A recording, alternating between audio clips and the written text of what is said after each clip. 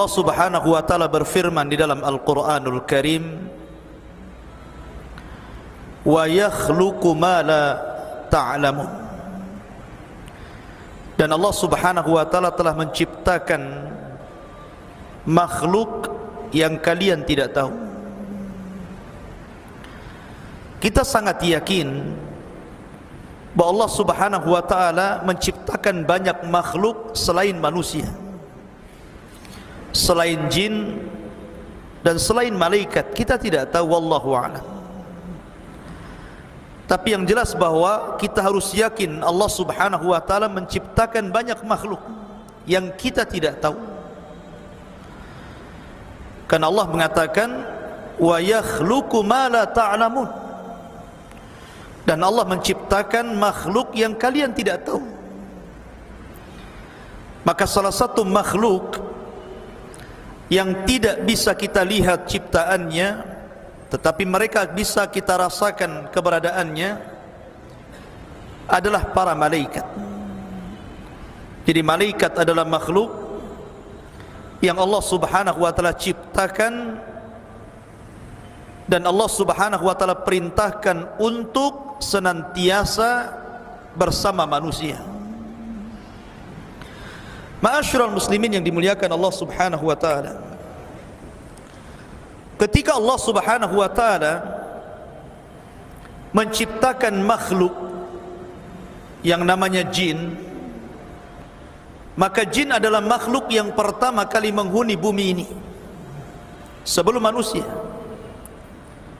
Tetapi jin itu Allah Subhanahu wa taala berikan karakter berbeda dengan manusia. Kebanyakan mereka kufur kepada Allah, sehingga kehidupan mereka suka merusak bumi dan menumpahkan darah. Makanya ketika Allah Subhanahu wa taala menciptakan makhluk yang namanya Adam alaihi salatu wassalam, malaikat sempat mengatakan, ataj'alu fiha man yufsidu fiha wa yasfikud dima wa nahnu nusabbihu bihamdika wa nuqaddisu lak. Ya Rabb, apakah engkau akan menjadikan makhluk yang nanti akan merusak bumi dan menumpahkan darah? Kenapa malaikat ngomong seperti ini? Karena malaikat melihat kondisi jin sebelumnya. Makanya ketika Allah menciptakan Adam, dikiranya Adam itu sama dengan jin, akan merusak bumi, akan menumpahkan darah.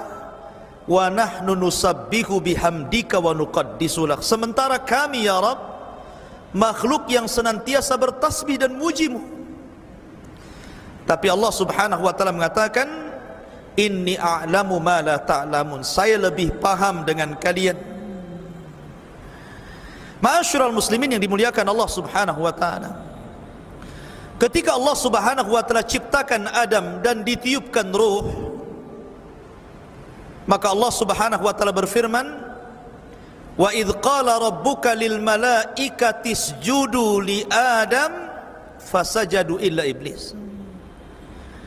Dan ketika Rabbmu memerintahkan kepada para malaikat untuk sujud kepada Adam, maka seluruh malaikat sujud kecuali iblis. Aba wastakbara wa kana minal kafirin. Ketika malaikat sujud kepada Adam, maksudnya sujud ta'zim, bukan sujud ibadah. Karena sujud ibadah tidak boleh diberikan kecuali kepada Allah. Yang dimaksud sujud ta'zim itu sujud penghormatan. Malaikat hormat kepada Adam. Sejak sujudnya para malaikat kepada Adam alaihi salatu wassalam, maka sejak itu ada hubungan baik antara malaikat dan seluruh anak keturunan Adam. Sejak sujudnya para malaikat kepada Adam, maka sejak itulah ada hubung kait antara malaikat dengan seluruh anak cucu Adam.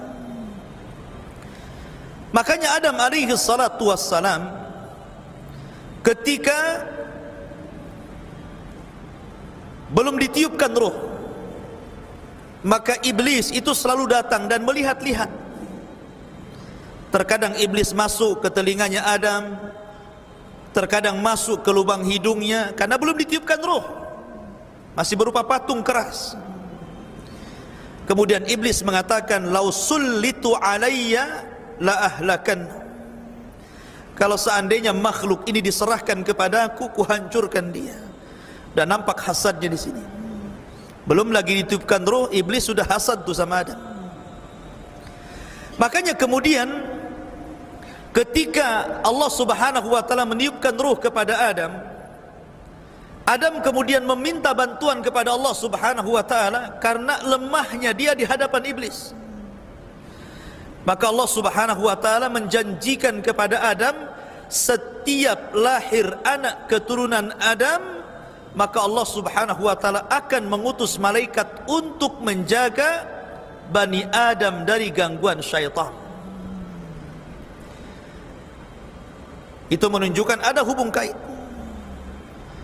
Makanya ketika Nabi Adam alaihi salatu wassalam meninggal dunia, seluruh anak-anak Adam kebingungan macam mana caranya memperlakukan jenazah Adam. Tidak ada yang tahu ini macam mana Adam meninggal, ini harus diapakan. Maka kemudian malaikat mencontohkan bagaimana caranya melakukan fardu kifayah. Maka malaikat kemudian memandikan Adam, mengkafaninya dan menguburkannya. Yang itu menjadi sunnah bagi seluruh manusia apabila meninggal dunia.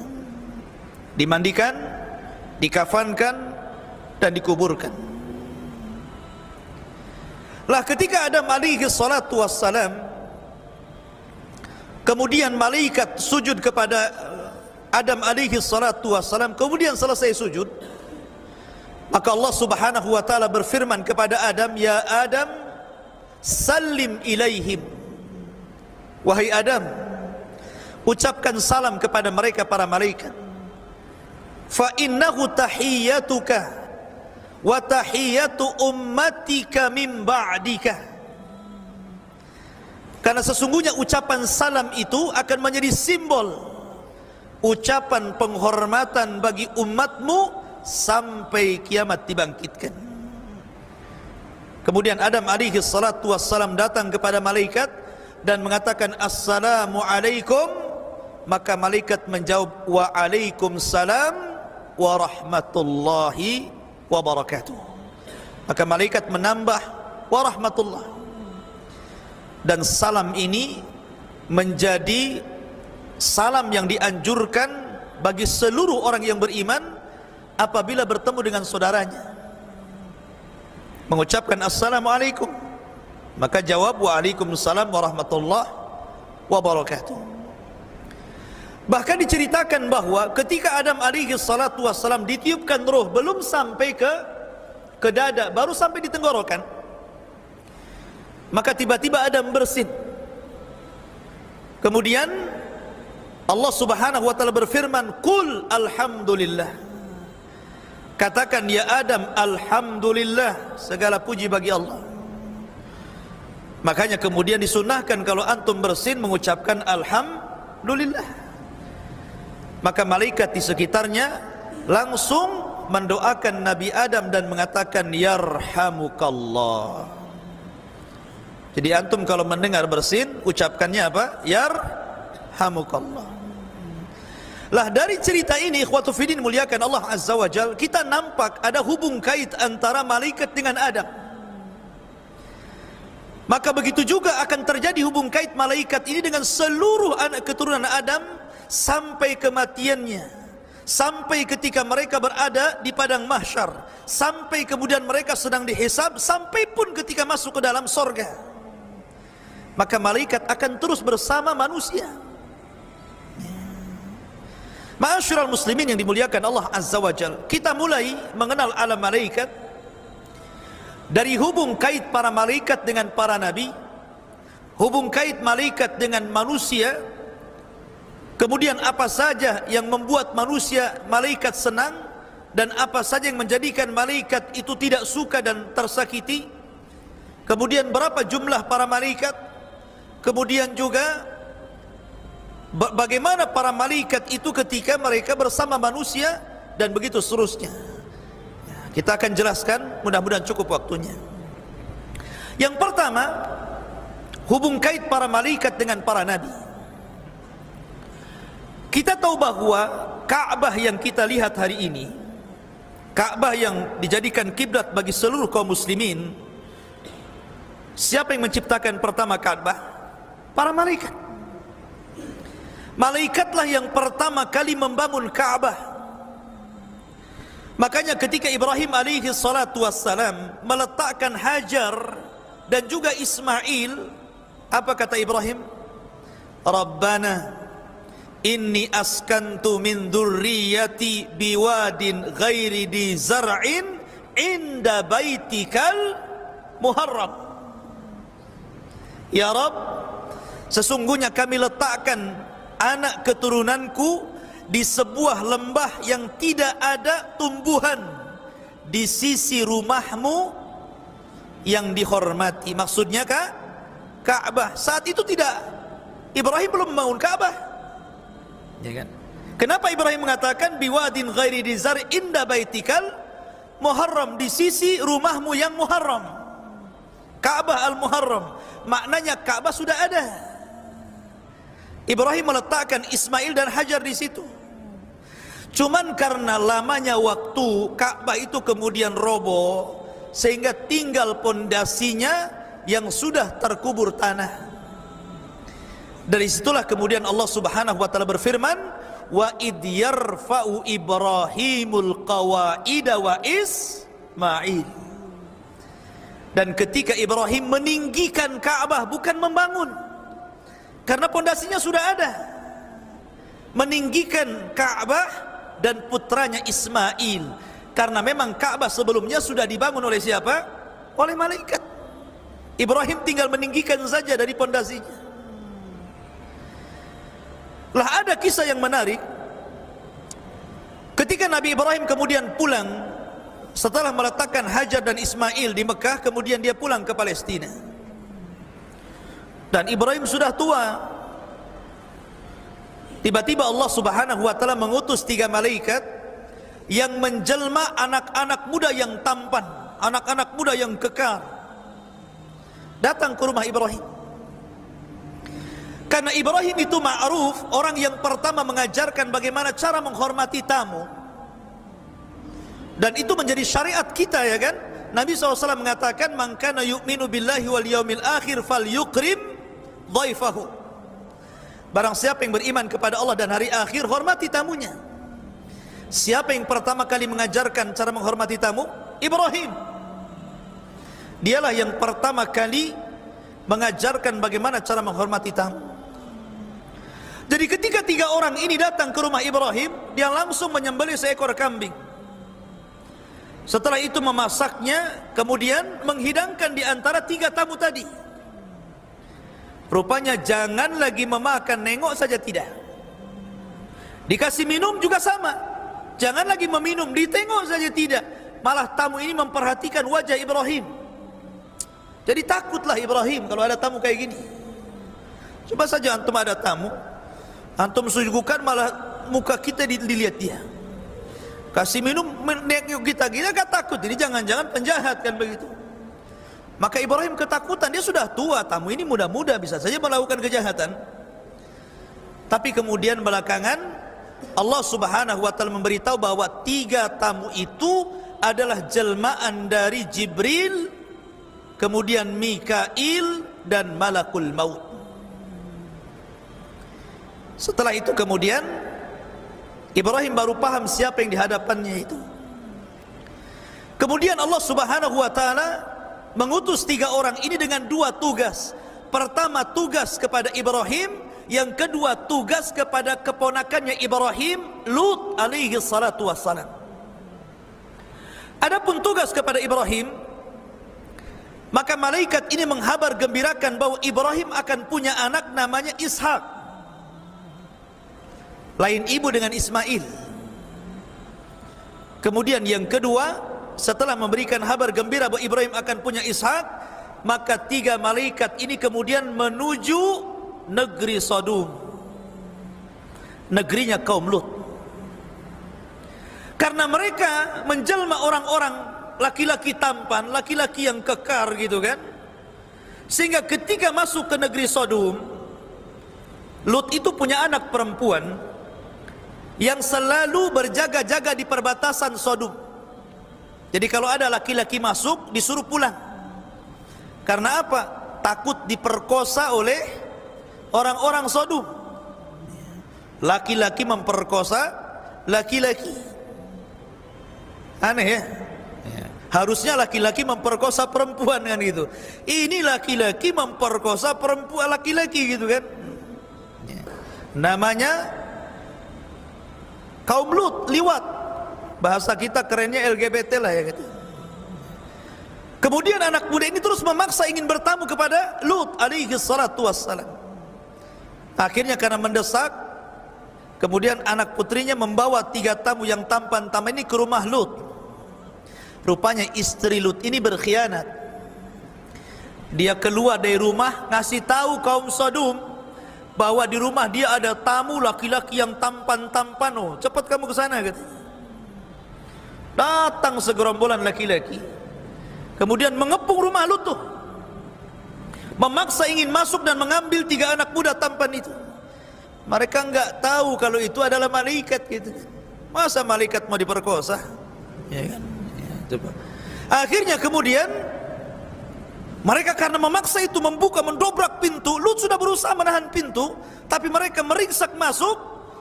Disitulah mereka baru paham.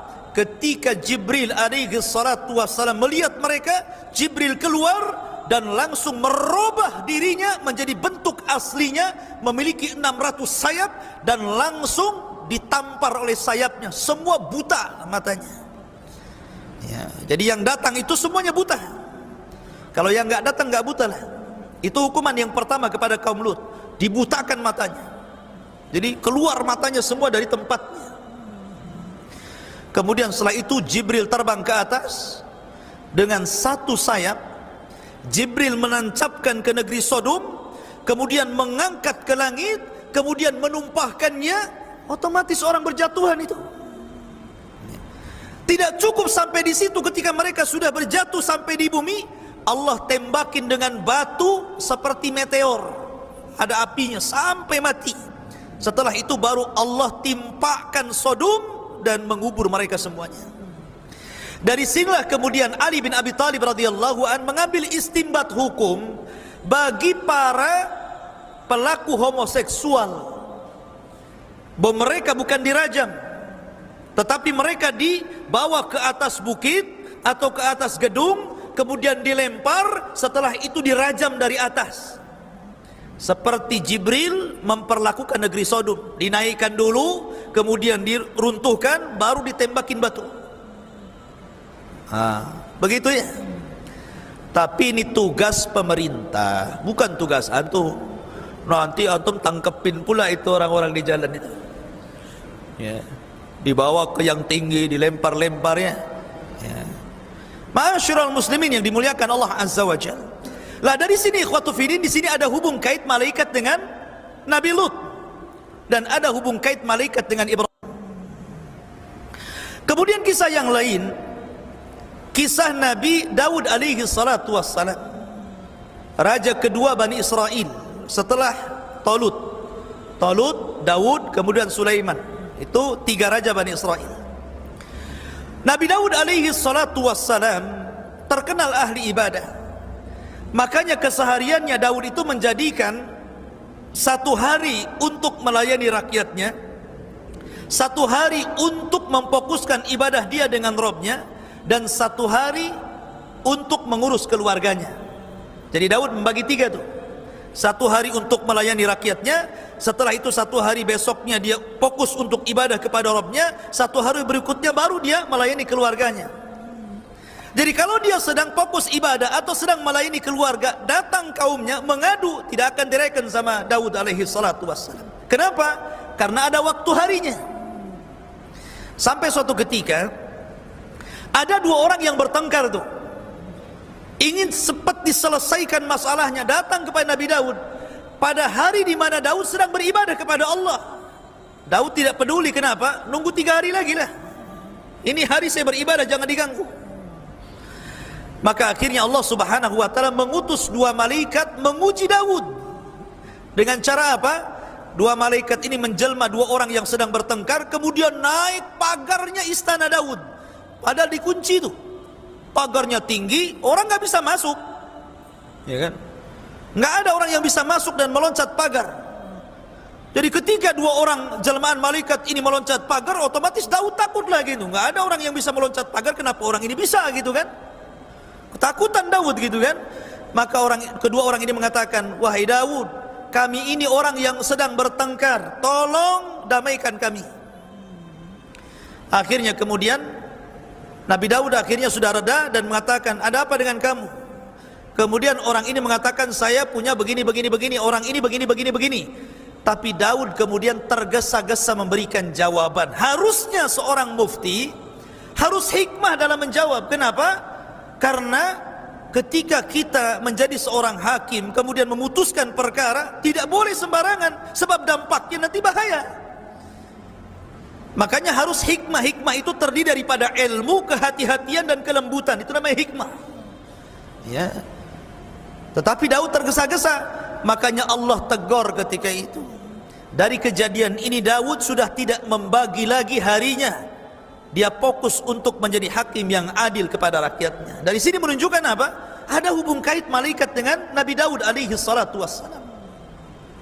Kemudian cerita berikutnya, cerita tentang kisah Maryam dan Zakaria. Kita tahu bahwa Nabi Zakaria ini pamannya Maryam, dan Maryam ini terlahir dari keluarga Imran, dan keluarga Imran ini keluarga penghuni Baitul Maqdis.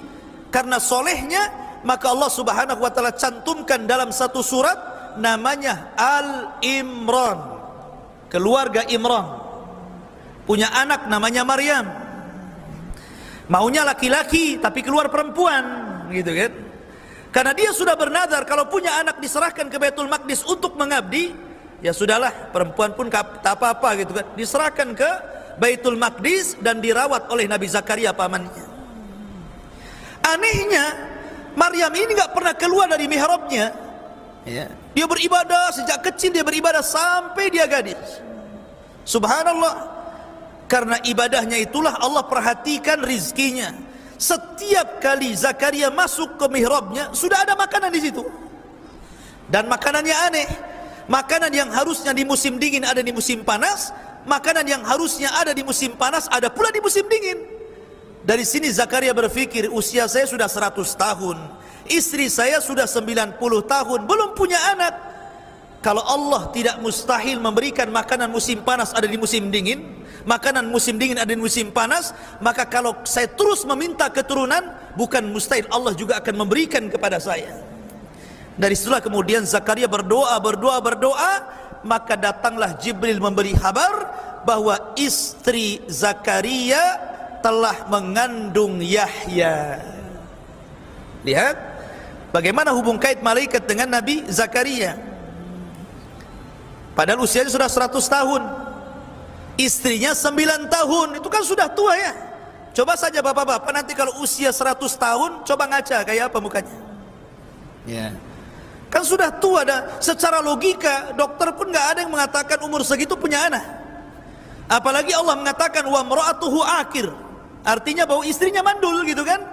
Tapi kuasa Allah keduanya memiliki punya anak. Dari sini menunjukkan tidak ada yang mustahil bagi Allah. Jangan putus asa, nggak punya anak, berdoa, nanti Allah kabulkan. Di sini ada hubung kait antara malaikat dengan Nabi Zakaria dan Maryam. Kemudian hubung kait para malaikat dengan Rasul kita yang mulia alaihi salatu wassalam.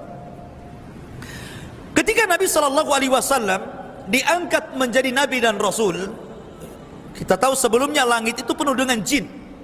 Langit itu penuh dengan jin. Setiap hari jin itu naik ke langit untuk mencuri dengar wahyu yang diwahyukan Allah kepada para malaikat, supaya apa yang terjadi di bumi Allah tugaskan malaikat itu. Jadi jin itu mencuri dengar. Tapi setelah Rasul diutus jadi nabi dan rasul, maka langit diamankan oleh Allah. Kenapa? Supaya tidak tercampur antara dukun dengan kenabian. Maka Allah amankan langit, tidak ada lagi jin yang naik, karena bintang difungsikan untuk menembaki jin yang naik ke langit. Dari situ menunjukkan bahwa ada hubung kait antara malaikat dengan Rasul, karena malaikat disuruh menjaga langit dan memfungsikan bintang untuk melempari jin. Bahkan setelah kemudian Nabi SAW hijrah dari Mekah ke Madinah, 2 tahun setelahnya ada satu perang namanya Perang Badar. Perang Badar ini bermula ketika kafilah Abi Sufyan membawa dagangan dari Mekah menuju Syam, dan rute jalan dari Mekah ke Syam itu tidak bisa kecuali harus melewati Madinah. Tidak ada jalan lain, harus rutenya Madinah. Makanya ketika Rasul mendengar ada kafilah dagang Abu Sufyan, senang dia. Kemudian dia mempersiapkan pasukan Muhajirin dan Ansor sebanyak 314 orang. Kita akan merampas hartanya Abu Sufyan, karena mereka telah merampas harta kita di Mekah dulu. Berangkat yang 314 menghadang kafilah Abu Sufyan. Abu Sufyan cerdas. Dia mendengar bahwa mata-matanya melaporkan bahwa Rasul sudah membawa pasukan dan hendak merampas dagangannya. Segera dia mengutus orang untuk melaporkan kejadian kepada Abu Jahal yang ada di Mekah. Berangkat tuh ini orangnya Abu Sufyan ini. Sampai di Mekah dikasih tahu Abu Jahal, marah Abu Jahal. Akhirnya mempersiapkan pasukan besar untuk melawan Nabi SAW. Berangkat 1000 pasukan dari Mekah, kemudian bertemu di Badar. Rasul adalah manusia sama seperti kita, Abdullah, hamba Allah. Kalau seandainya Rasul ada ketakutan, wajar gitu kan, karena ini perang perdana, jumlahnya 314 melawan 1000, nggak imbang kan begitu. Akhirnya kemudian Rasul berdoa di malam hari, istighatsah kepada Allah. Makanya Allah mengatakan, ittastaghitsuna rabbakum fastajaba lakum. Ketika Rasul beristighatsah kepada Allah di malam hari untuk kemenangan di besok hari, maka Allah kabulkan istighatsahnya. Dengan cara apa? Dengan cara ittastaghitsuna rabbakum fastajaba lakum anni mumiddukum bi alfin minal malaikah. Jibril sudah menghabarkan kepada Rasul bahwa akan turun 1000 malaikat menolong Rasul. Makanya Rasul langsung tersenyum dan mengatakan kepada Abu Bakar yang di sampingnya, absyir ya Abu Bakrin, berbahagialah Abu Bakar, Jibril memberitahu dia telah membawa 1000 malaikat. Nah, sekarang berapa jumlahnya? 1314 lawan 1000. Nah, kan? Kalau tadinya apa? 1000 lawan 314 kan itu. Sekarang berbalik, nggak imbang. Kaum muslimin 314 plus tentara malaikat 1000. Kemudian Allah janjikan dalam Al-Quran, in tattaqu wa tasbiru yumdidkum bi 3,000 minal malaikah. Tapi engkau ya Muhammad kalau mau bertakwa dan sabar, ku tambah 3000 lagi. Ya. Berapa jadinya? 4000 lagi. Ya kan? Makin gak imbang tuh. Ya. Dari malaikat 4000 plus 314 orang dari tentara Rasul melawan 1000. Pas peperangan, rupanya Allah tambah lagi bi 5,000 minal malaikah. 5.000 malaikat turun. Bayangkan ya. Menunjukkan bahwa ada hubung kait malaikat dengan Rasul. Ya. Sehingga Abu Sufyan yang menyaksikan peperangan itu minggat dari peperangan, kemudian dia lari ke Mekah, selamat dia. Dia cerita kepada Abu Lahab, sungguh aku melihat kepala-kepala pasukan kita melayang tanpa tahu siapa yang menebasnya. melayang-layang kepalanya gitu kan. Ya. Malaikat. Karena Nabi SAW ketika membawa pasukan itu ada suara akdim haizum, akdim haizum, akdim majulah haizum. Haizum itu maksudnya Jibril membawa kuda putih gitu kan. Sahabat belum mencabut pedang, kepala sudah melayang-layang. Bayangkan, kan aneh itu kan. Ini belum dicabut, kenapa kepalanya pada putus? Ya. Siapa yang memutuskan kepala? Malaikat. Ya. Makanya ikhwatu ini muliakan Allah Subhanahu wa taala. Ketika selesai perang, Abbas bin Abdul Muthalib itu salah satu tawanan Rasul karena dia belum masuk Islam. Ya. Dia ikut pada tentara orang Quraisy. Kena tangkap dia, jadi tawanan Rasul, diikat Abbas bin Abdul Muthalib, walaupun belakangan masuk Islam kan. Ditanya sama Rasul, siapa yang menawanmu? Sahabat yang di sampingnya, ana ya Rasulullah, kata Abbas, bukan kamu katanya. Yang menawanku adalah orang yang sangat kekar, membawa kuda putih dan pakaian putih, di tangannya pedang yang mengkilat. Kata Rasul, ya Abbas, innahul malaika. Wahai Abbas, itulah malaikat. Gitu kan? Menunjukkan apa? Ada hubung kait malaikat dengan Rasul. Ya. Itu namanya hubung kait para malaikat dengan para nabi. Kemudian ada hubung kait para malaikat dengan orang-orang yang beriman, karena tidak mesti dengan nabi. Malaikat juga ada hubung kait dengan orang-orang di luar para nabi. Contoh, ada seorang sahabat namanya Usaid ibn Hudhair. Usaid ibn Hudhair. Dia sedang baca Al-Quran, dia sholat malam, kemudian baca Al-Quran dikeraskan, di sampingnya anaknya sedang tidur, kemudian di sampingnya ada kuda yang sedang diikat. Setiap dia membaca Al-Quran, kuda ini ngamuk, bergerak-gerak gitu kan, meringkih-ringkih. Tapi kalau dia hentikan baca Qurannya, berhenti juga kuda itu. Dia baca lagi, ngamuk lagi kudanya. Dan tiba-tiba langit itu ada awan dan bercahaya, ya, di atasnya itu. Karena dia takut dengan anaknya, akhirnya dihentikan sholatnya. Kemudian besok harinya dia bercerita kepada Rasul dan mengatakan, ya Rasulullah, selama malam saya sholat malam, saya membaca Quran, terjadi begini-begini. Maka Rasul mengatakan, seandainya kau lanjutkan bacaan Quranmu, maka para malaikat akan turun dari langit dan menyaksikan bacaan. Menunjukkan apa? Ada kaitan malaikat dengan Usaid bin Hudhair. Kemudian contoh yang lain juga, Talha bin Ubaidillah dalam perang Badar atau perang Uhud ke perang Badar gitu, lupa saya. Dia terkena panah badannya. Ya. Namanya manusia kalau terkena panah, ketancap panah gitu kan, dicabut otomatis kan meringis gitu kan. Minimal berteriak aduh kan begitu. Jadi dia terkena panah, pas dicabut dia ngomong aduh sakit gitu kan. Kata Nabi SAW, ya Talha, lau qulta bismillah la rafa'atkal malaikatu wan nasu yang turun. Ya Talha, kalau tadi kamu tidak mengucapkan aduh tetapi mengucapkan bismillah, sungguh malaikat akan mengangkatmu dan manusia akan memandang dirimu. Ini menunjukkan fadilah bismillah namanya. Tapi sini ada hubung kait antara malaikat dengan siapa? Dengan Talha. Ya. Jadi malaikat itu ada hubung kait dengan manusia. Sampai pun kepada kita yang bukan Rasul, bukan sahabat, hanya orang biasa gitu kan, malaikat akan bersama kita. Termasuk di masjid ini, di Masjid Muhajirin ini. Kata Nabi SAW, majtama'a qaumun fi baitin min buyutillah yatluna kitaballah wa yatadarasunahu illa nazalat alaihimus sakinah wa ghasyiyatuhumur rahmah wa haffathumul malaikah wa dzakarallahu fi man indah.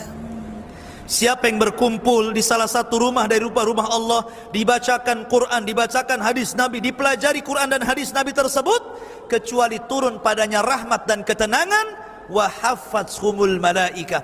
Malaikat dari mana-mana akan datang, kemudian akan mengerubungi kita di atas masjid, sampai akhirnya malaikat akan bertumpuk-tumpuk sampai ke langit.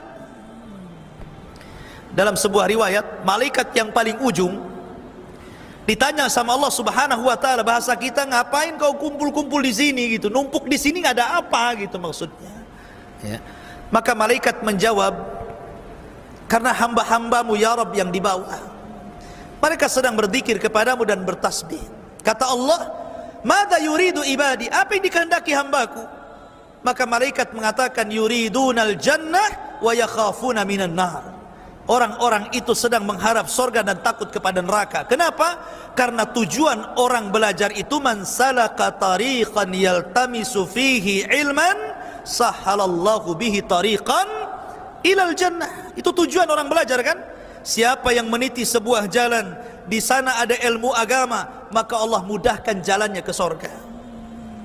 Maka Allah mengatakan, aku kabulkan keinginan mereka dan aku amankan mereka dari adab Allah subhanahu wa ta'ala. Jadi malaikat akan bersama kita.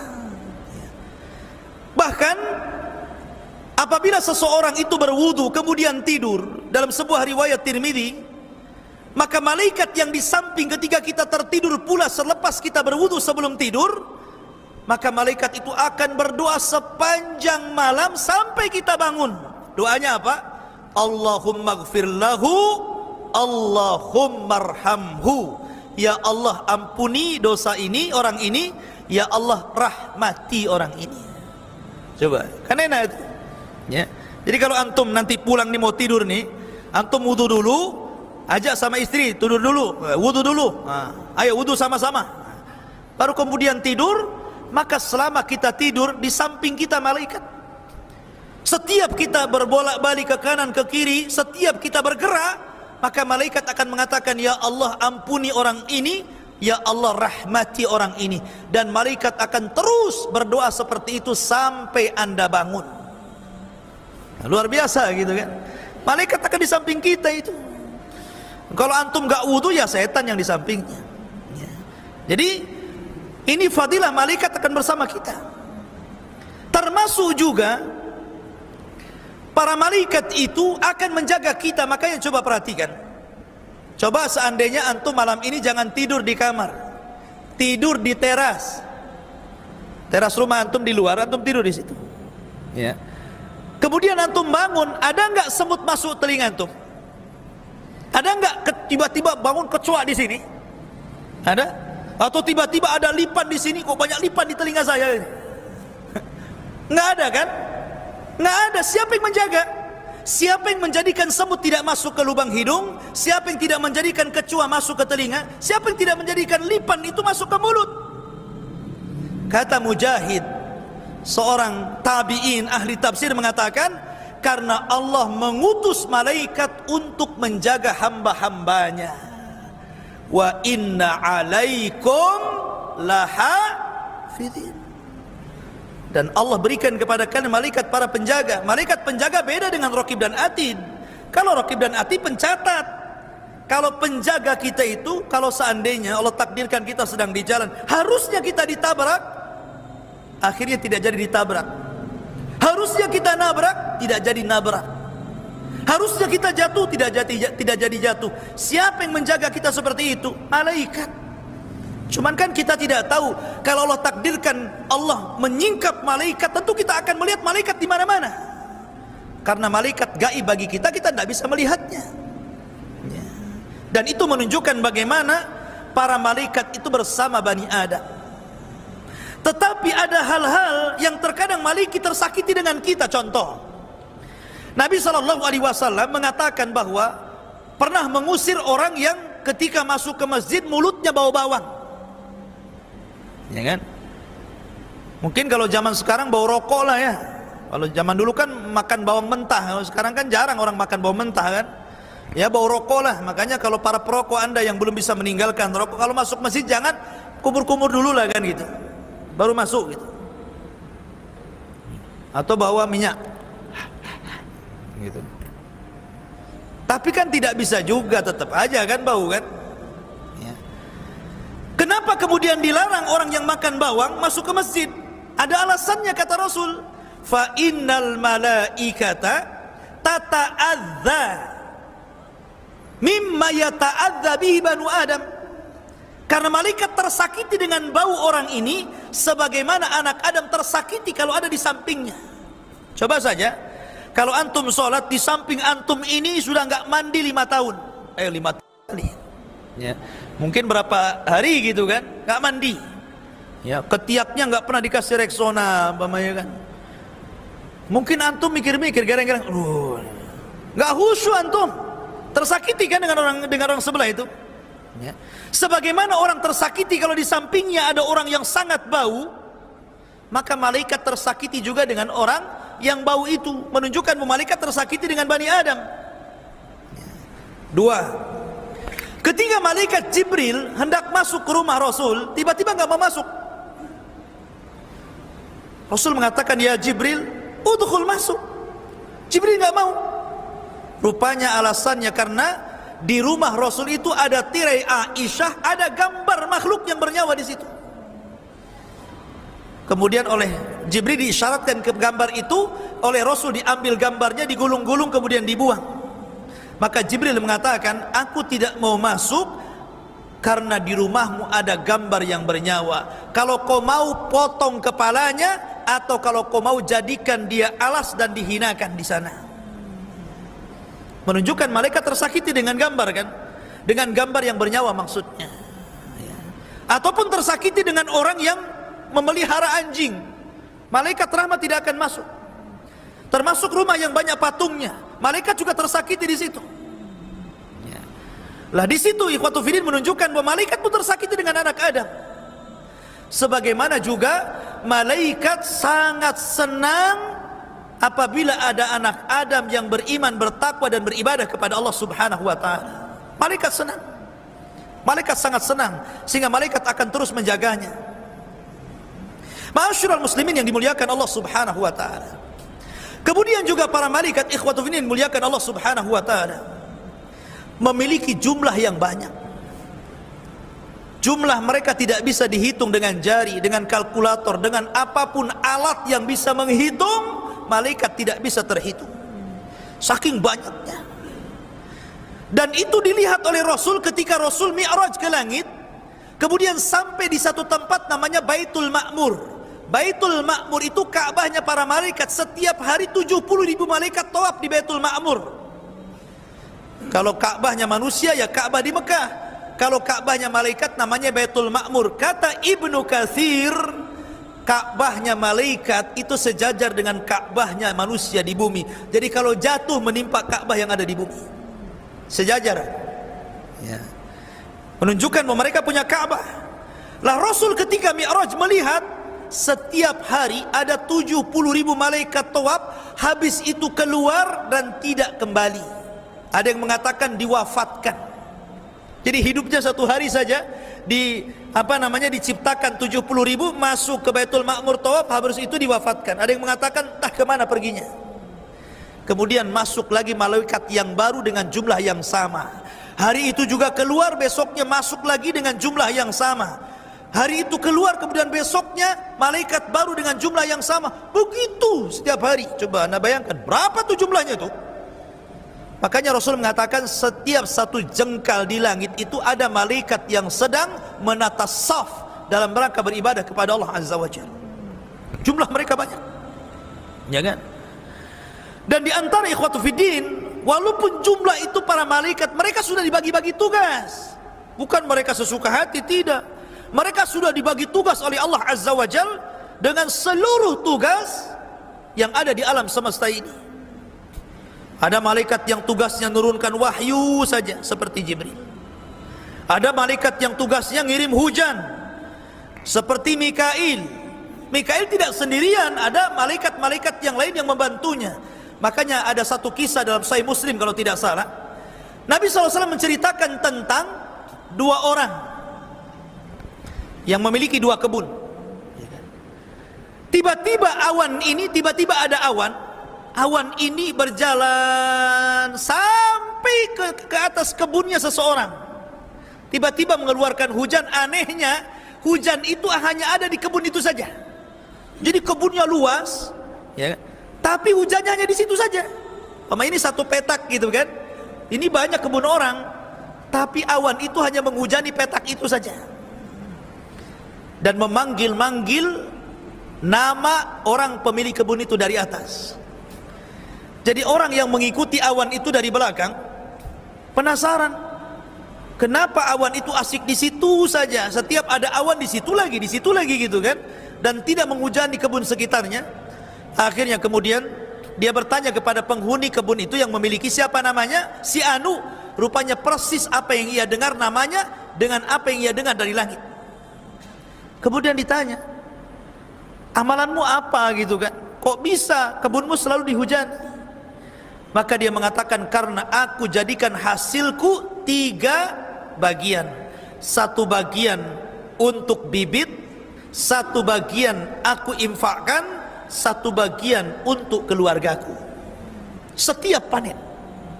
Ya. Dari sini menunjukkan ma naqasa min mali sadaqah. Tidak mungkin berkurang harta yang disedekahkan. Bahkan Al-Imam Ibnu Katsir rahimahullahu ta'ala menyebutkan satu riwayat dari Ibnu Asakir tentang kisah seorang laki-laki, seorang peniaga, pedagang orang Damaskus, orang Damaskus, ya.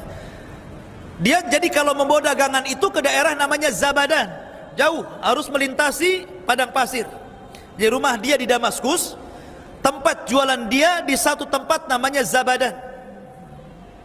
Jadi kalau dia membawa dagangan itu, dia harus menyewa orang-orang, mungkin zaman sekarang ini travel gitu kan, untuk membawa barangnya sampai di Zabadan. Akhirnya setelah dia dapat orang yang agak murah mau membawa barang dia ke Zabadan dari Damaskus, berangkatlah dia. Berangkat.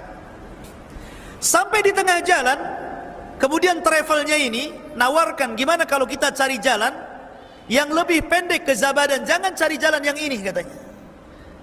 Akhirnya disepakati boleh juga, biar cepat sampai. Akhirnya dialihkan jalannya yang biasa ke yang tidak biasa. Rupanya tersesat di padang pasir. Setelah tersesat di padang pasir, orang ini melihat sepanjang jalan banyak tengkorak manusia. Ada tengkorak kaki, ada tangan, ada kepala, ada ini. Mulai nggak enak nih. Jangan-jangan travel ini rampok pula ini katanya. Karena sudah nggak enak dia. Kok banyak mayat manusia di sini? Ya. Akhirnya betul, tiba-tiba dihentikan sama travelnya itu. Kemudian travel ini langsung membawa pedang, diacungkan.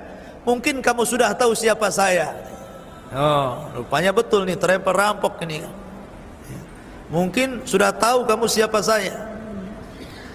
Ya, rupanya orang gila. Orang gila sekarang kan banyak itu ngejar-ngejar ustadz tuh. Ya kan? Akhirnya kemudian, ya, setelah itu sang pedagang yang saleh ini mengatakan, kalau kau mau ambillah dagangan ini, tapi jangan bunuh saya, biarkan saya pulang katanya. Kata rampok ini, semua orang yang kurampok persis ucapannya dengan kamu. Ya. Tapi saya nggak lepaskan, tetap saya bunuh katanya. Akhirnya dia mengatakan, ya sudah, kalau nggak ada jalan lain, kasihlah waktu, entah beberapa menit saya ingin sholat. Ya. Akhirnya dia cepat-cepat tayamum, kemudian sholat. Namanya sholat di bawah kilatan pedang, kira-kira bisa baca nggak? Lupa semua lah kan begitu. Coba antum sholat kemudian habis itu mau ditembak gitu kan, lupa Fatihah aja ya lupa, diem aja gini kan, ini apa yang mau dibaca gitu kan, karena habis ini mau dibunuh masalahnya. Ya. Tapi Allah Subhanahu wa ta'ala ilhamkan, ada satu ayat tiba-tiba terlintas di kepalanya. Ayat apa itu? Amma yujibul mudtarra idza da'ah wa yaqsifus su wa yaj'alakum khulafa'al ar'a ilahum ma Allah. Tiba-tiba terlintas ayat ini, langsung dia dibaca. Karena apa? Sudah ngeblank, nggak tahu apa yang dibaca. Tiba-tiba terlintas ayat ini saja yang dibaca sama dia. Amma yujibul mudtarra idza da'ah, diulang-ulang gitu kan. Ya. Tiba-tiba malaikat yang ada di langit yang keempat mendengar. Amma yujibul mudtarra, siapa lagi yang akan mengabulkan doa orang yang kesulitan kalau bukan Allah? Itu maknanya ayat itu. Malaikat yang di atas dengar tuh. Langsung diutus oleh Allah untuk menyelamatkan orang ini. Kemudian dibawanya kuda putih dengan jubah putih dengan pedang yang ada di tangan. Tiba-tiba dari kejauhan memacu kuda ini, tiba-tiba langsung menebas rampok, hilanglah kepalanya. Kemudian pedagang yang saleh mengatakan, siapakah? Dia mengatakan, saya al-malaika al-malaku minal malaika arsalani Allah. Saya malaikat dari malaikat. Allah yang mengutus saya. Aku mendengar doamu dari lapisan langit yang keempat. Aku segera datang. Kata Imam Ibnu Katsir rahimahullahu taala, terkadang orang-orang yang bertakwa, orang-orang yang senantiasa saleh dan salehah, dalam kondisi mungkin dia sangat memerlukan bantuan, maka Allah akan kirimkan para malaikatnya untuk membantu. Itulah malaikat. Ma'asyiral muslimin yang dimuliakan Allah Subhanahu wa taala. Makanya malaikat itu bukan hanya menyertai kita di dunia, sampai di kuburan. Datang mungkar nakir, tanya pula siapa Rabbmu, siapa nabimu, apa agamamu, gitu kan. Kemudian di padang mahsyar, malaikat itu akan menjadi sa'ikun wa syahid. Dalam Al-Quran itu akan mengarahkan tempat orang-orang yang beriman sesuai dengan tempat yang nyaman bagi dia. Ketika orang kafir lari ke sana ke sini dan mengatakan, ya wailana man ba'atsana mim marqadina, celaka kami, siapa yang membangunkan kami dari tidur kami. Orang-orang yang beriman diarahkan sama malaikat ke sini, tempat kamu di sini. Sa'ikun wa syahid, kata Allah. Akan menjadi penunjuk jalan dan saksi. Ya. Dan orang-orang yang beriman akan dikumpulkan dengan keluarganya. Walladzina amanu wattaba'athum dzurriyyatuhum biimanin alhaqna bihim dzurriyyatuhum. Ketika mereka masuk surga, malaikat sudah berada di pintu-pintu surga. Salamun alaikum bima sabartum fa ni'ma uqbaddar, kata malaikat. Keselamatan bagi kalian karena kesabaran kalian di dunia, masuklah dengan selamat. Ya kan? Jadi malaikat akan menemani sampai ke surga. Itulah hubung kait malaikat dengan manusia. Dan malaikat bisa kita rasakan, bukan kita tidak bisa merasakan. Jadi kalau ada kemudian perasaan-perasaan ingin ibadah, giat ngaji, ingin melangkahkan ke pengajian, itu hakikatnya dorongan ini dari malaikat. Atau ada orang-orang yang ingin hijrah, kan sekarang kan sibuk-sibuk tuh bahasa hijrah gitu kan. Hijrah, ingin hijrah gitu. Siapa yang mendorong dia ingin hijrah? Malaikat. Ya. Hijrah, ingin hijrah dari yang tadinya maksiat jadi taat, yang tadinya tidak berhijab jadi berhijab, yang tadinya nggak pernah ngaji rajin ngaji. Siapa yang mendorong hijrah itu? Malaikat yang mendorong hijrah itu. Jadi ini keberadaan malaikat sama dengan keberadaan setan, kita bisa rasakan. Maka dari sini alamul malaika kita harus yakin, karena satu di antara rukun iman al-imanu bil malaikah. Kalau anda kufur dengan malaikat, kafir anda, telah mengingkari Quran